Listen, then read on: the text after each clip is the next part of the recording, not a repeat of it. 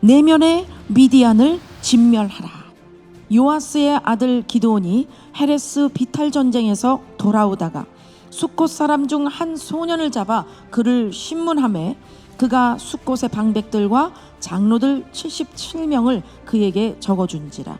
기드온이 숫곳 사람들에게 이르러 말하되 너희가 전에 나를 희롱하여 이르기를 세바와 살문나의 손이 지금 네 손안에 있다는 거냐?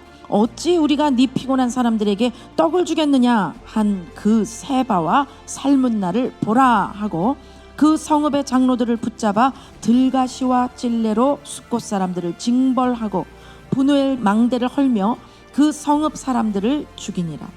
숫곳과 분회를 지날 때에 이런 대역사를 치르고 또 동족 간의 그 에브라임의 공격도 잘 무사히 넘겨서 여기까지 지금 왔다면 너희들이 그 소문을 듣고 나를 정말 대우해 주겠지, 우리 300명을 정말 지원하며 공급해 주겠지, 이런 기대가 있었을 거예요. 그런데 숫곳이 이야기하는 것은 참소하고 불신하고 있는 것을 알 수 있어요. 기드온, 네가 어떻게 지금 저 15,000명이나 되는 저들을 치고 그들을 왕을 칠 수 있다는 것인지 우리는 믿기 어렵다. 지금 네가 미디안의 두 왕을 사로잡은 것도 아닌데 왜 우리가 너를 도와야 하냐? 우리는 그런 위험한 일은 하고 싶지 않기 때문에 너희에게 식량 지원을 할 수 없다. 그렇다면 기드온이야말로 너희는 정말 나랑 똑같구나. 너희 속은 사실은 두려운 거잖아. 숫곳이 미디안과 근접한 지역에 있기 때문에 얼마나 고통을 받았겠어요. 하나님을 의지하지도 않고 하나님을 부르지도 않는 그들에게 내면의 실패까지 안고 있는 그들 앞에 정말 세울 수 있는 그런 증인이 누구겠는가? 기드온과 같은 사람인 것이죠. 아주 작은 문제, 어떤 작은 부딪힘, 또 어떤 정말 보잘것없는 사람과의 관계에서는 왜 이렇게 우리가 심판자가 되는지, 예수님 발 밑에 굴복해야 함에도 불구하고 예수님 머리 꼭대기 위에서 판단자가 되고 심판자가 되어서 분을 가라앉히지 못하는 상황을 많이 경험을 하게 됩니다. 기드온은 예전보다는 용맹스러워졌어요. 굉장히 투쟁적이고 군사적으로 보여요.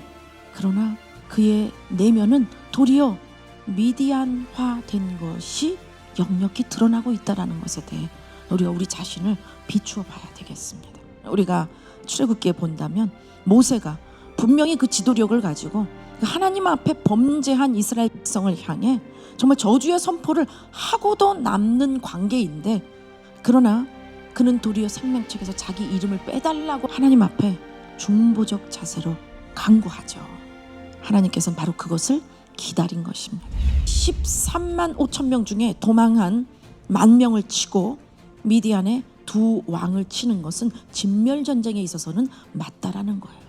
맞는데 과연 기드온의 심령 안에 거룩한 하나님의 임재가 있을 수 있는가?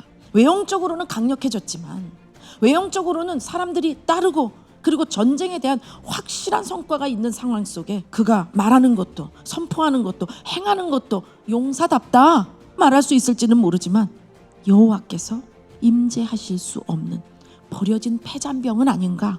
요아스의 아들 기드온이 헤레스 비탈 전장에서 돌아오다가 숫곳 사람 중 한 소년을 잡아 그를 신문하매 그가 숫곳의 방백들과 장로들 77명을 그에게 적어준지라.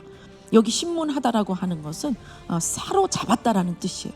근데 이 한 소년, 어린 소년을 사로잡아서 그를 고문했다라는 것밖에 안 돼요. 심적인 고문도 고문이잖아요. 그를 통해 받은 77명의 리더십들 명단을 가지고 기드온이 숫곳을 찾아가서 너희가 그렇게 말했지? 너희는 나를 무시했고 그리고 너희는 나를 저항하고 너희는 돕지 않았지만 난 이렇게 미디안의 두 왕을 살려서 내가 상포해서 데리고 왔다. 너희가 이 거룩한 전쟁을 돕지 않았기 때문에 난 너희들을 처단하겠다 하고 동족인 여기서 대량 학살을 하게 되는 것입니다. 징계를 받는 건 맞아요. 그러나 그것은 하나님이 하셔야 될 일이라는 것. 기드온의 사명은 과연 그렇다면 무엇인가? 여러분, 인간의 의분이 사명보다 결코 앞서서는 안 됩니다.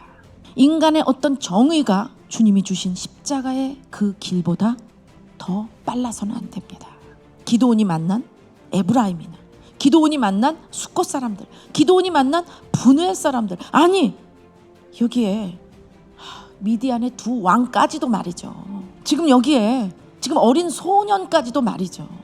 엄청난 세월 동안에 바알 숭배를 했던 조상들의 그 유전자 속에 있는 기억들, 그래서 물량주의가 되고 성공주의가 되고, 그래서 음란을 따라가고 쾌락을 따라가는 그러한 타락한 이스라엘을 향해서 주님은 이 미디안 군대 하나 치는 것이 중요한 것이 아니라 그 일들로 인하여 여호와 하나님께 집중하도록 할 때에 사사로 세우신 기드온이 바로 그 증거를 할 수 있도록 주님의 치유와 구원과 인도하심과 역사를 기드온에게 충분히 부어줬다라는 것이죠.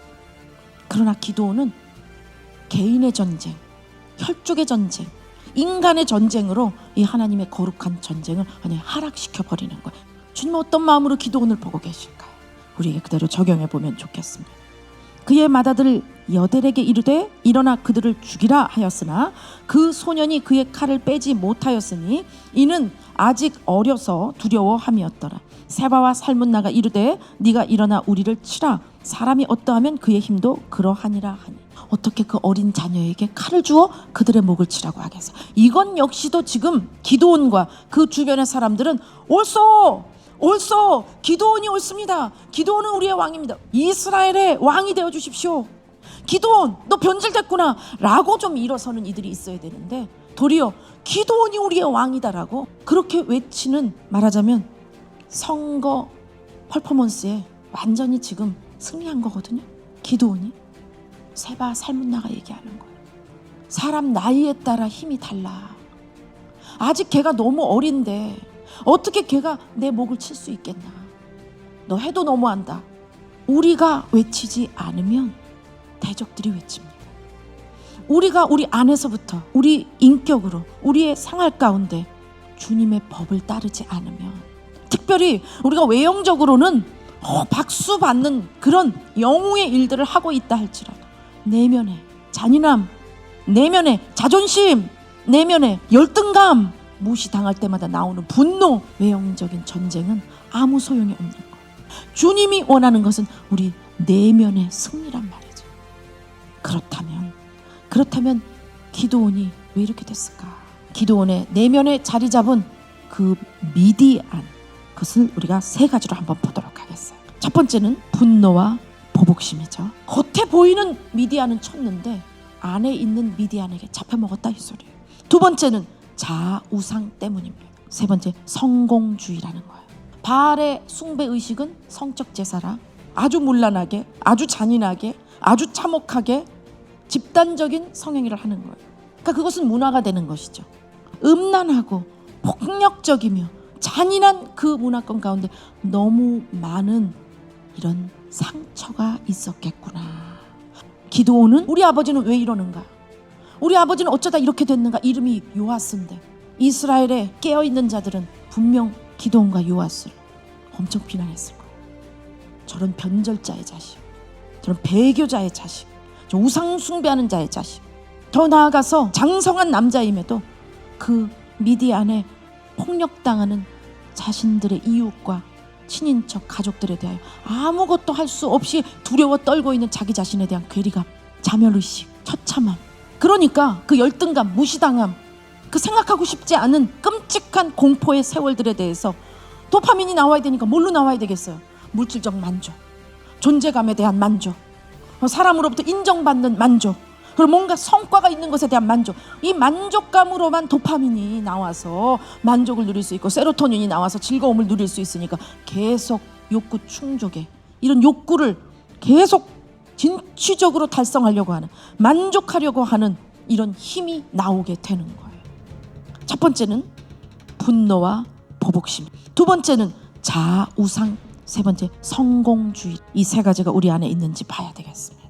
나의 그러한 모습이 나올 때마다 주님을 사랑하고 있지 않구나, 내 이웃을 사랑하지 않는구나, 내가 기드온처럼 이렇게 악질화되었고 심판주가 되었고 이렇게 잔인해졌구나, 이렇게 악해졌구나 깨닫다면 십자가로 돌아가야 되겠습니다. 십자가를 선택해야 되겠습니다. 진리가 예수 안에 있는 것 같이 너희가 참으로 그에게서 듣고 또한 그 안에서 가르침을 받았을진데, 아멘. 너희는 유혹의 욕심을 따라 썩어져가는 구습을 따르는 옛 사람을 벗어버리고 23절 오직 너희의 심령이 새롭게 되어 하나님을 따라 의와 진리의 거룩함으로 지으심을 받은 새 사람을 입으라. 할렐루야. 25절 그런즉 거짓을 버리고 각각 그 이웃과 더불어 참된 것을 말하라. 이는 우리가 서로 지체가 됨이라. 분을 내어도 죄를 짓지 말며 해가 지도록 분을 품지 말고 마귀에게 틈을 주지 말라. 똑같이 분노와 보복심이 있고 자아우상이 있고 성공주의가 있을 때 에베소서 이 말씀을 통해서 우리의 새 사람이 활동할 때에 주님이 약속하신 기름 부음을 부으시고 그 성령님께서 역사하심으로 이 세상 가운데 증인 설 수 있게 해주겠다라고 하는 이 약속이 우리의 삶 가운데 이루어져야 되겠습니다. 내가 나의 자랑으로 삼을 수 있는 나의 존재감, 나의 생명의 승리, 인생의 승리, 나의 영원한 승리는 오직 예수님이십니다. 모든 빈곤함과 병든 것과 가난한 것과 그리고 실패한 모든 것들을 가지고 주 예수님의 십자가 앞에 나온다면 그분은 오늘 여러분을 보시면서 뜨거운 눈물을 흘리시고 그분의 몸에서 흘려주신 그 피를 아낌없이 여러분을 향해서 씻어주실 줄 믿습니다.